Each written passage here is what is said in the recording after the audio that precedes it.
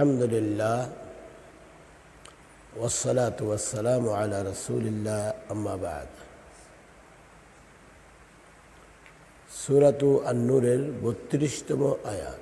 সূরাতু আন-নূরের ৩২তম আয়াত। আল্লাহ রাব্বুল আলামিন ইরশাদ করেন, আউযু বিল্লাহি মিনাশ শাইতানির রাজীম, ওয়া আনকিহুল আয়ামা মিনকুম, আর তোমাদের মধ্যে যারা বিবাহহীন তাদের বিয়ে সম্পাদন করো। সুবহানাল্লাহ। এটাও জিনাত থেকে, ব্যভিচার থেকে রক্ষা পাওয়ার একটা উপায়।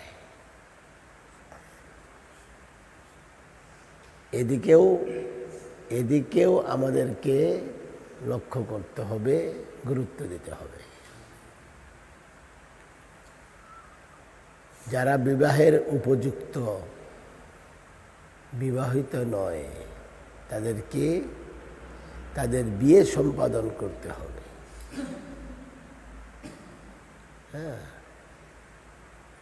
ওয়া আনকিহুল আয়ামা মিনকুম, তোমাদের মধ্যে যারা বিবাহিত নয়, বিবাহহীন, তাদের বিয়ে সম্পাদন করো। ওয়াস-সালিহিনা মিন ইবাদিকুম ওয়া ইমাইকুম, এবং তোমাদের দাস ও দাসীদের মধ্যে যারা সৎ তাদেরও, দেখছেন, তোমাদের দাস দাসীদের মধ্যে যারা সৎ তাদেরও বিয়ে সম্পাদন করো।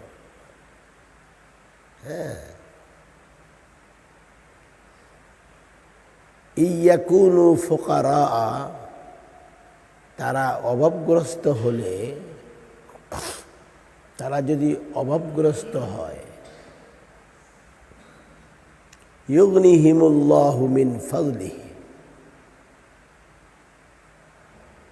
আল্লাহ নিজ অনুগ্রহে তাদেরকে অভাব মুক্ত করে দেবেন। সুবহানাল্লাহ।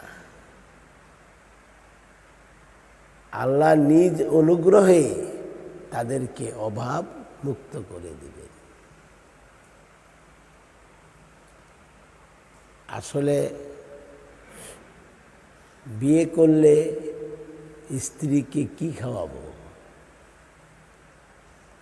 তার খাদ্য, বস্ত্র, বাসস্থান কিভাবে হবে, সন্তানাদি হলে তাদের ভরণ পোষণ কিভাবে করব। কিন্তু এই আয়াত থেকে কি বোঝা যাচ্ছে,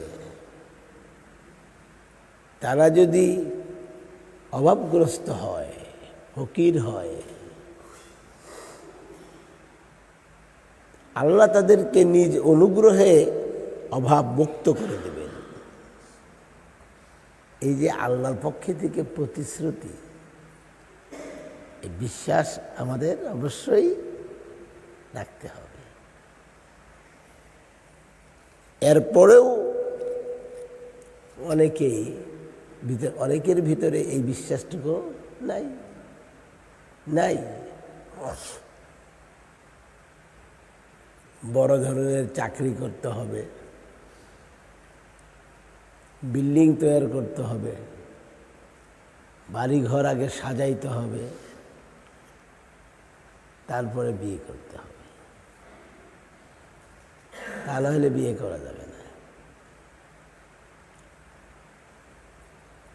এটা এই আয়াতের পরিপন্থী।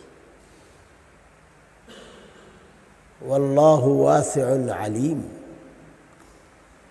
আর আল্লাহ হলেন অভাব মুক্ত। সুবহানাল্লাহ। আল্লাহ অভাব মুক্ত, আল্লাহর কোনো কিছুর অভাব নেই। কাজেই আল্লাহ তোমারও অভাব মুক্ত করতে সক্ষম। আল্লাহ তোমার অভাব মুক্ত করে দিতে পারেন। আলিম, তিনি প্রাচুর্যময়, সর্বজ্ঞ। আল্লাহ ওয়াসিউন প্রাচুর্যময় এবং আলিম, সর্বজ্ঞ, সব কিছু তিনি জানেন।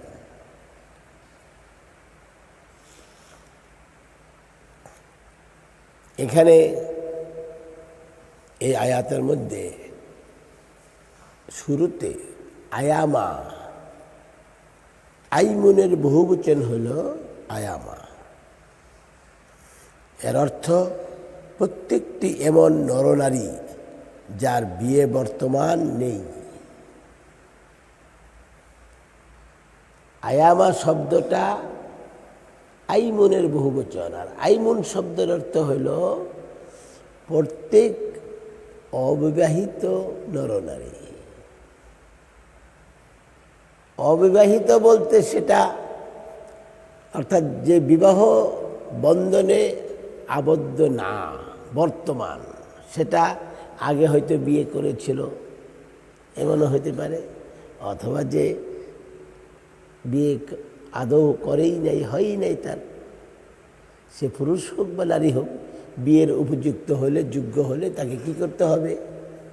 বিয়ে দিতে হবে। ওয়ানকিহুল আয়ামা মিনকুম, হ্যাঁ, এই যে একেবারেই বিয়ে না করার কারণ হোক, কিংবা বিয়ের পর স্বামী স্ত্রীর মধ্যে একজনের মৃত্যু অথবা তালাকের কারণে হোক। কি ক্লিয়ার হয়ে গেছে না? একজনের একেবারে বিয়ে হয় নাই, যুবক যুবতী,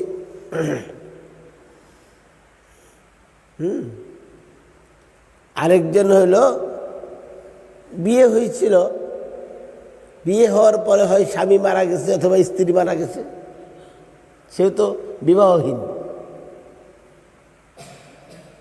আর 3 নাম্বার হইল যে বিয়ে হয়েছিল, বিয়ে হওয়ার পরে কোনো কারণে তালাক হয়ে গেছে, ছাড়াছাড়ি হয়ে গেছে। 3টার যে কোনো একটা অবস্থা হতে পারে। এই 3 অবস্থার বাইরে তো আর কোনো না, 3 অবস্থার ভিতরে এই 3 ধরনের নারী বা পুরুষ যেই থাকুক, তোমরা তাদের বিবাহ সম্পাদন করো।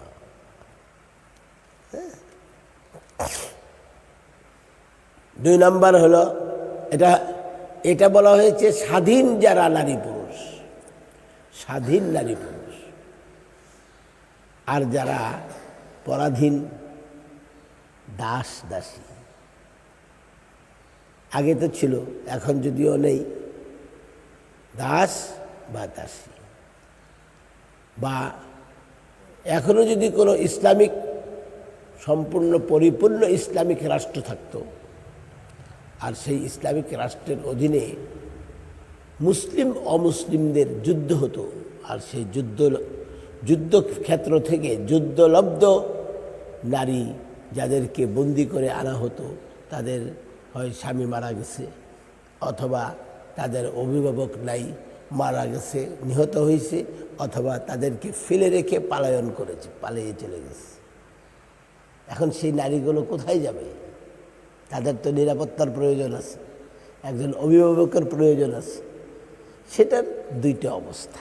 একটা হলো তাকে বৈধ স্ত্রী হিসাবে কোনো পুরুষ মুসলিম তাকে বিয়ে করে নেবে, অথবা যদি বিয়ে না করতে পারে, বিয়ে করার সামর্থ্য না থাকে, তাহলে তাকে দাসী হিসাবে গ্রহণ করতে পারে। এবার আল্লাহ কি বলতেছেন? তোমাদের দাস দাসীদের মধ্যে থেকে যারা নেককার, হ্যাঁ, সৎ, তাদেরকেও তোমরা বিয়ে করাও। যারা চরিত্রহীন, ওদের তো বিয়ের প্রশ্ন নেই, হ্যাঁ, পতিতাবৃত্তি করে, তাদের বিয়ের প্রশ্ন নেই। কিন্তু বিয়ে কাদের জন্য? যারা সৎ, ইমানদার, পরহেজগার, আল্লাহ ভীরু, তাদের জন্য। এই জন্য বলেছেন ওয়াসসালিহিনা মিন ইবাদিকুম ওয়া ইমাইকুম, তোমাদের দাস এবং দাসী। ইবাদ, আব্দুনের বহুবচন ইবাদ, আর আমাতুনের বহুবচন ইমা। আমাতুল হলো দাসী আর আব্দুল হলো দাস। তোমাদের দাস দাসীদের মধ্যে থেকে যারা সৎ তাদেরও তোমরা বিবাহ সম্পাদন করো। এটাও দায়িত্ব, যারা মনিব, যার অধীনে তারা থাকবে তাদের দায়িত্ব তাদের বিয়ে সম্পাদন দেওয়া। এবার বলতেছেন কি ইন তাকুনু ফুকারা,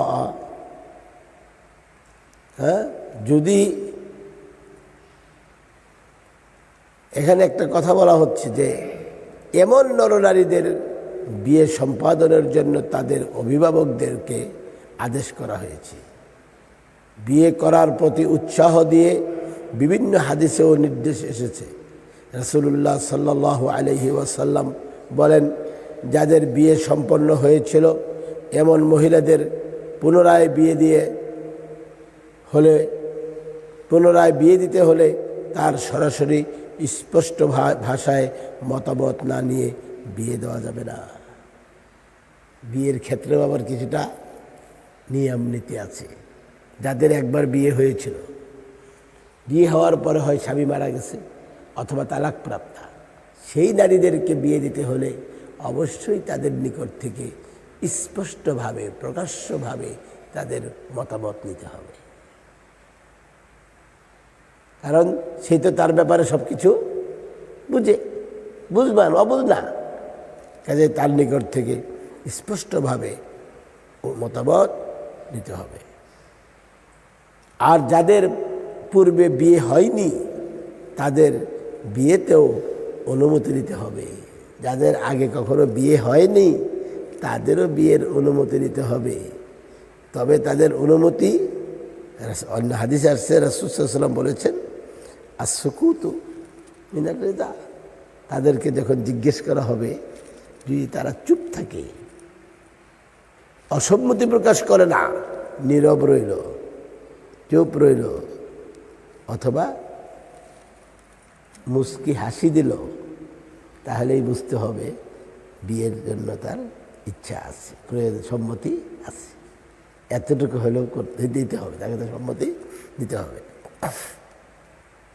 সাহাবাগণ বলেন, হে আল্লাহর রাসূল, তার অনুমতি কিভাবে নিবে? তিনি জবাব দিলেন, চুপ থাকাই তার অনুমতি। কুমারী মেয়ে যাদের কখনো বিয়ে হয় নাই তাদের চুপ থাকাটাই তাদের অনুমতি প্রদান, মুখ খুলে বলতে হবে না।